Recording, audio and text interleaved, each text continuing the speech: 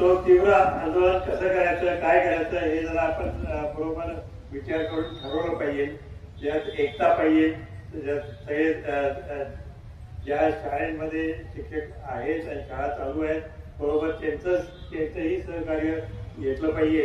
कारण शेवटी कधीतरी पाळी त्यांच्यावरही सुद्धा येईल, म्हणून त्यांनी सुद्धा आपल्याला सहकार्य दिलं पाहिजे.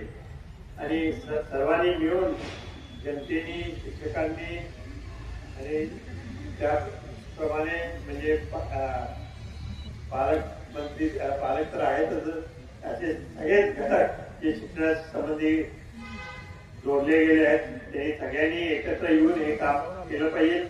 आणि भविष्यात शिक्षणाचा आपला हक्क आहे. शिक्षण फक्त वाचवात एवढं नसून शिक्षण भरपूर मिळालं पाहिजे.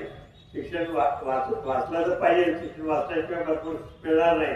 तर पहिले शिक्षण वाचवा, मग शिक्षण मिळवा आणि उच्च शिक्षण सुद्धा आपला हक्काचं राहिलं पाहिजे असं केलं पाहिजे. कारण शिक्षण ही जबाबदारी, शिक्षणाची जबाबदारी खऱ्या अर्थाने कुठल्याही शासनाची असली पाहिजे. ही खरं म्हणजे शासन जर आपली जबाबदारी पाळत नसेल तर मग ते प्रायव्हेट शाळा, प्रायव्हेट कॉलेजेस वगैरे असे निघायला सुरुवात होती आहे. तर मुळातच शिक्षणाची जबाबदारी जर शासनाने सगळीकडे हे चाललंय, सगळीकडे तर आता मिळणार नाही, पण कमीत कमी त्यांची वाढवणार नाही, पण कमीत कमी आहे जी जबाबदारी ती त्यांनी चालू ठेवली पाहिजे.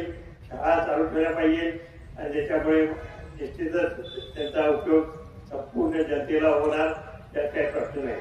म्हणून आज या परिषदेमध्ये आपण जे सगळ्यांनी जे ठरवलंय त्याला आपण सर्व एकमताने सहमती दिली आहे. म्हणून अशा तऱ्हेने एकमताची सहमती देऊन आपण आपलं कार्य चालू ठेवावं.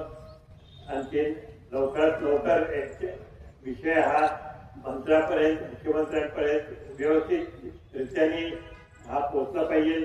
आपले जे प्रतिनिधी आहेत, अंगावकर साहेब आहेतच इथं आणि इतरही आहे. आता सध्या आपल्या विचाराचे प्रतिनिधी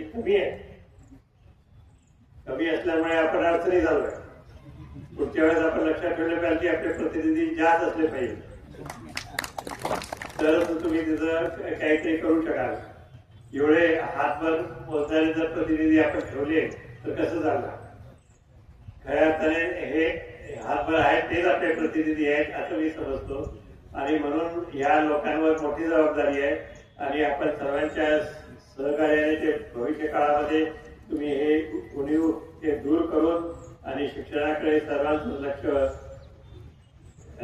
घेऊन आपण जनतेच्या दृष्टिकोनातून, वंचितांच्या दृष्टिकोनातून, शिक्षणापासून वंचित असणाऱ्या लोकांसाठी, मुलांसाठी आपण चांगल्या भविष्यात काम करू याची शंका आहे. पण ते